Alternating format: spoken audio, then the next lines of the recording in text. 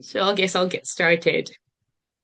Hi everyone, I'm Alex. I'm a multidisciplinary artist specializing in immersive, interactive, and socially engaged performance. And tonight I'll be talking about Bridging the Gap, Technology and Connection, a project exploring how technology can support people with learning disabilities to explore and express their creativity.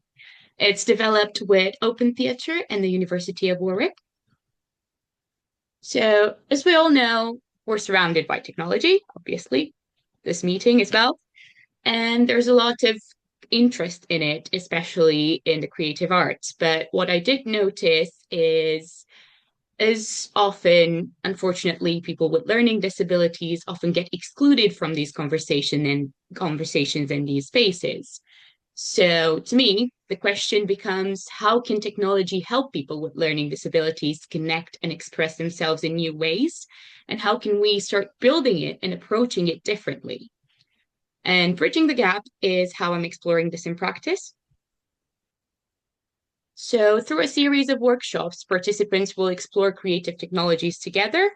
One of the tools we're going to use is Fabula, an AI tool developed by Dr. Piotr Mirowski, who's, I don't know why I did that, sorry, who is a technologist and an artist working at Google DeepMind. And it's basically Fabula is designed to support people in sharing stories, characters, and ideas.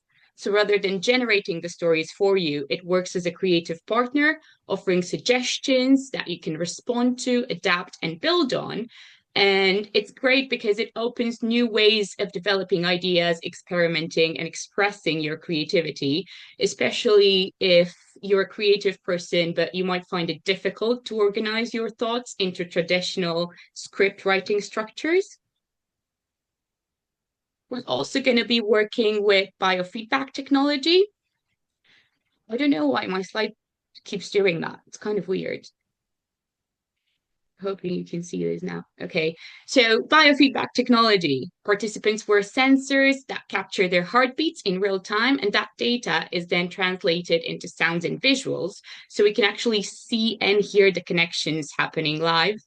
I don't think it's working now, but you should have been able, yeah, there we go, see videos of that happening. So it's basically biofeedback technology turns internal feelings into something we can all collectively experience.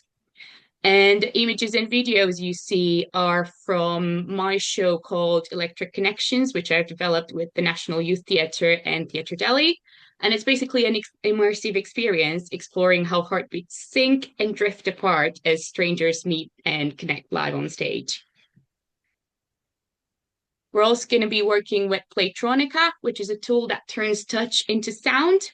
So when people touch objects or each other, it triggers soundscapes. So connection literally becomes audible. And what I love about it is it's playful, it's practical, and it doesn't require any technical knowledge.